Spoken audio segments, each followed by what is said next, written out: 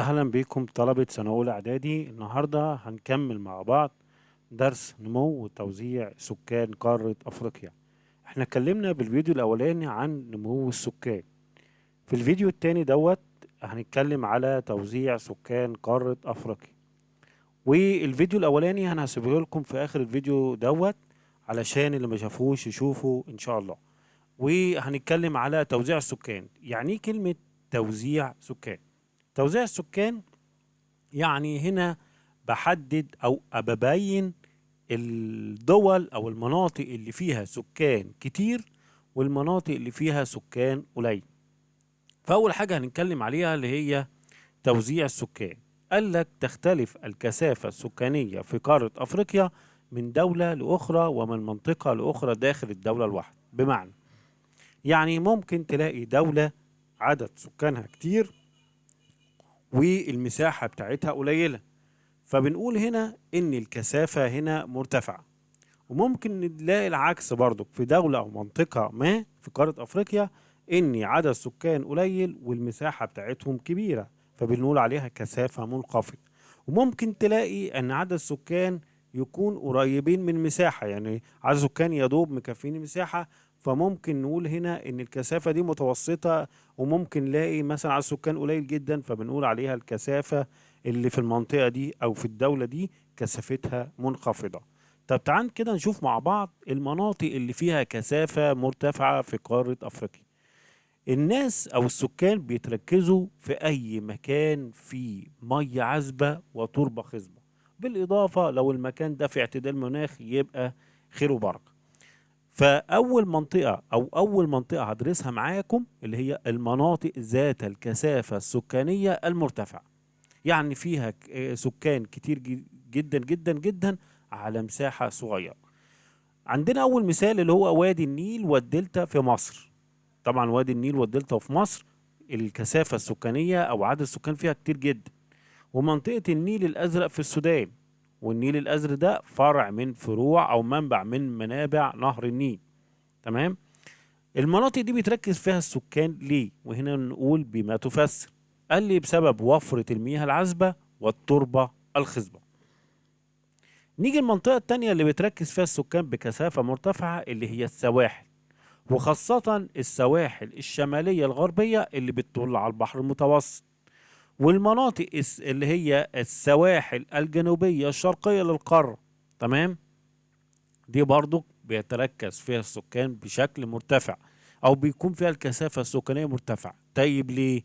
قال لي نفس السببين بتوع وادي النيل والدلتا اللي هي وفرة المياه العذبة والتربة الخصبة، بالاضافة ان المناطق دي ساحلية يعني بتطل على البحر او المحيط. وكمان يبقى بسبب اعتدال المناخ. اعتدال ايه؟ المناخ. تمام. طيب عندنا مدينتين كده موجودين في افريقيا فيها اكتظاظ بالسكان، يعني السكان فيها كتير جدا جدا جدا، زي مدينة اسمها لاجوس في نيجيريا ومدينة القاهرة في مصر. دي السكان بيكونوا فيها بكثافة مرتفعة جدا، بيؤدي الى ضغط على الموارد والخدمات اللي موجودة في المدن ديت او في الدولة دي. وده بيتطلب ان الدولة بتحط خطط تنموية علشان تلبي احتياجاتهم. واضح كده يا جماعة؟ يبقى نقولهم تاني علشان نفتكرهم. المناطق ذات الكثافة السكانية المرتفعة وادي النيل والدلتا في مصر، ومنطقة النيل الأزرق في السودان. والمنطقة التانية السواحل وخدوا بالكم الشمالية الغربية والجنوبية الشرقية للقارة، والاتنين بسبب وفرة المياه العذبة والتربة الخصبة، بس نضيف على السواحل اعتدال المناخ. تمام. نيجي المناطق التانية اللي هي المناطق متوسطة الكثافة السكانية أو ذات الكثافة السكانية متوسطة، يا دوب مش كتار ولا كتير في المناطق دي. طيب فين المناطق اللي فيها كثافة سكانية متوسطة؟ قال لي بيكون مناطق استخراج المعادن والطاقة الأحفورية. يعني المناطق اللي فيها معادن واللي فيها طاقة زي الفحم والبترول والغاز الطبيعي بيكون فيها سكان. هناك السكان بيتركزوا علشان وفرة فرص العمل. خدوا بالكم. تمام. وفرة فرص ايه؟ العمل هناك. كمان المناطق المرتفعة ذات المناخ المعتدل، ودي هنلاقي في المناطق الاستوائية أو قريبة من المناطق الاستوائية قوي. ليه؟ عشان المناطق هنا حر، فتلاقي السكان بيطلعوا فوق الجبال او فوق الهضاب، وبيسكنوا فوق علشان المناخ فوق معتدل. واضح كده؟ يبقى منطقتين فيهم كثافة سكانية متوسطة، مناطق استخراج المعادن والطاقة الأحفورية، الفحم والبترول والغاز الطبيعي. مناطق مرتفعة ذات مناخ معتدل زي هضبة الحبشة وهضبة البحيرات الاستوائية.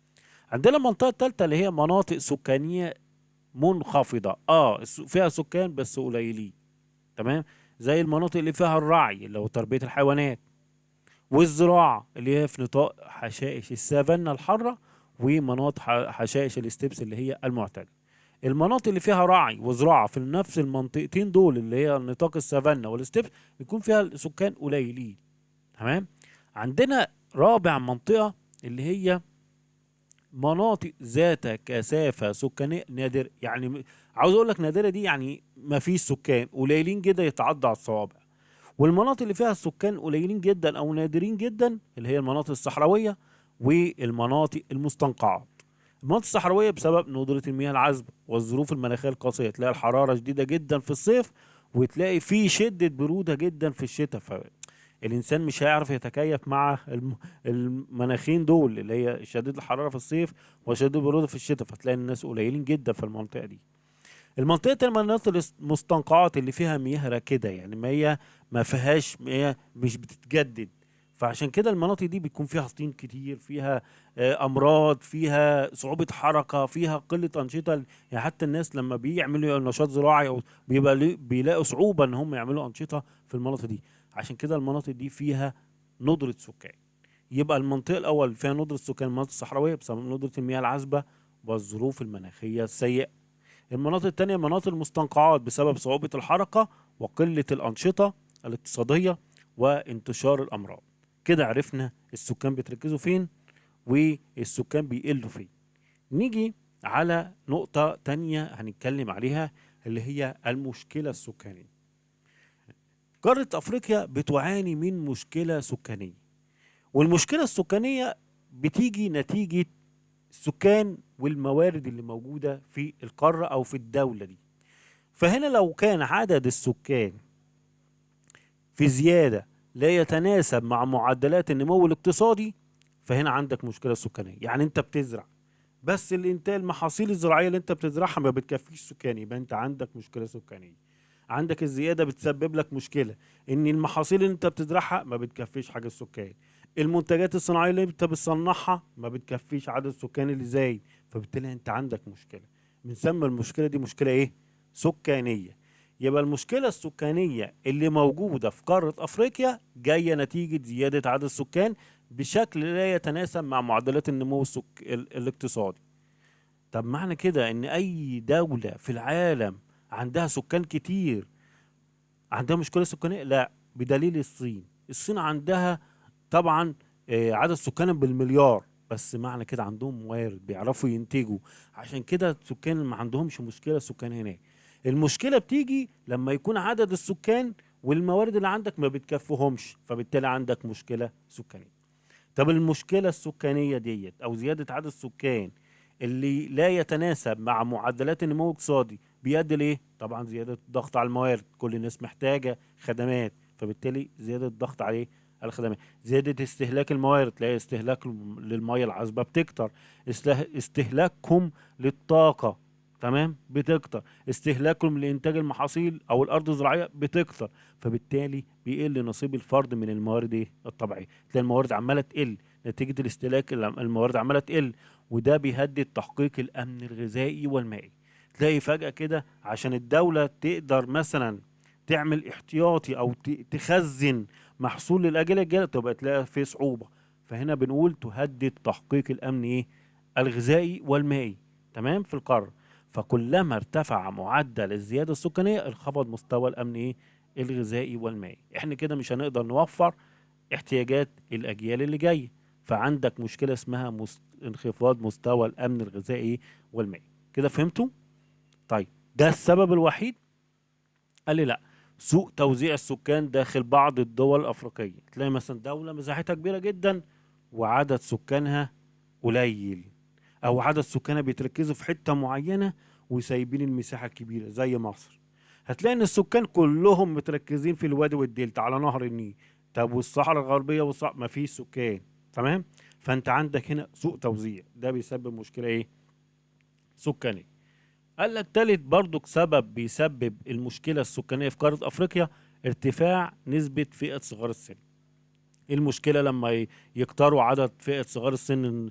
قال لك دي فئه غير منتجه، يعني ما بتقدرش تفيد الدوله، ما بتعرفش تنتج، فبالتالي مشكله ارتفاع نسبتهم تبقى مشكله على الدوله، لان الفئه دي كمان بتحتاج توفير احتياجاتهم الاساسيه، غذاء بقى ومياه والخدمات الصحيه والتعليميه، وده لازم الدوله توفره لهم، فبالتالي بيكون في مشكله سكانيه عندنا، في مشكله او في ضغط على الدوله.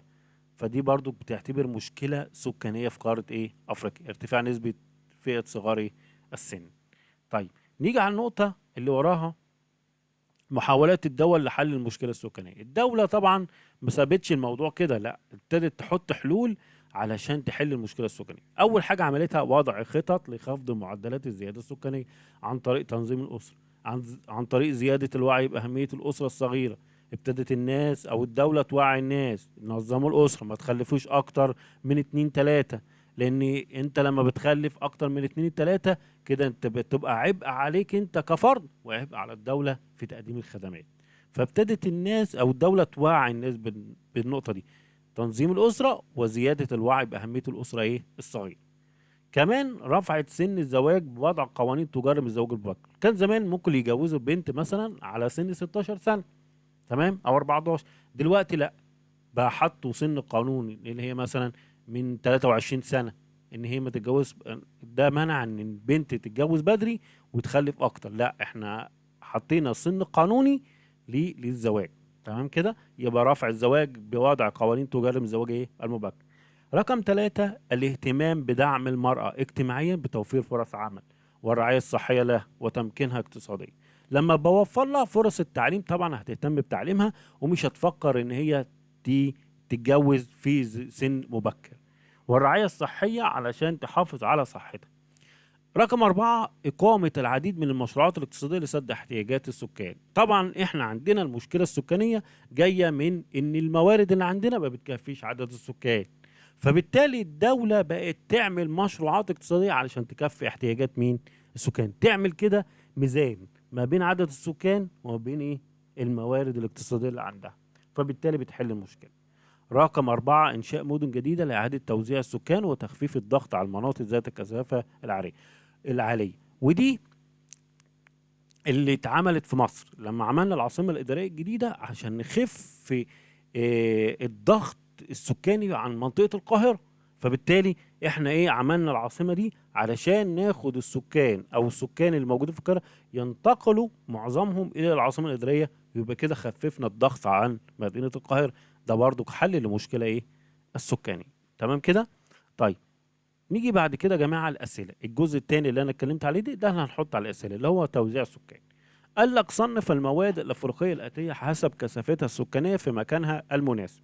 طبعا مديني 9 مناطق وصنفهم، مين منهم مرتفع ذات كثافه سكانيه مرتفعه، ومين منهم ذات كثافه متوسطه، ومين منهم ذات كثافه سكانيه منخفضه، ومين منهم ذات كثافه سكانيه نادره. المرتفع احنا قلنا اي حاجه فيها سواحل او نيل، فهنلاحظ كده مين اللي فيها سواحل او نيل. هنلاقي رقم 2 السواحل الجنوبية الشرقية للقارة، وهنلاحظ رقم 6 اللي هو وادي النيل والدلتا، وفي منطقة تانية رقم 4 منطقة النيل الأزرق في السودان. طبعا لو انتوا طبعا مركزين معايا هتجاوب على طول. يبقى رقم كام؟ 2 و4 و6. تمام، السواحل ومناطق النيل. طيب متوسطة، حد فاكر يقول لي بقى؟ ماشي، مش عارف قول في التعليقات على طول. طبعا المنطقة المتوسطة احنا قلنا اللي هي المناطق اللي فيها ايه؟ هنلاقي رقم 3 و7 و9. رقم 3 هضبة البحيرات الاستوائية. رقم 7 هضبة الحبش. رقم 9 اللي هي منطقة استخراج ايه؟ المعادن والطاقة الأحفورية. خدوا بالكم المناطق المتوسطة يعني ممكن تميزوها بالهضاب، المناطق اللي فيها هضاب، هضبة الحبشة وهضبة البحيرات الاستوائية، ومناطق المعادن والطاقة. مناطق منخفضة أكيد المناطق اللي فيها إيه؟ مم؟ المناطق اللي فيها راعي، فيها زراعة اللي إحنا قلنا عليه، اللي هي رقم كام؟ رقم 1. يبقى رقم واحد مناطق الرعي والزراعة في نطاق السافانا والستيبس، دي مناطق نادرة طبعا، مناطق صحراوية أو مستنقعات. هنلاحظ رقم كام؟ مم.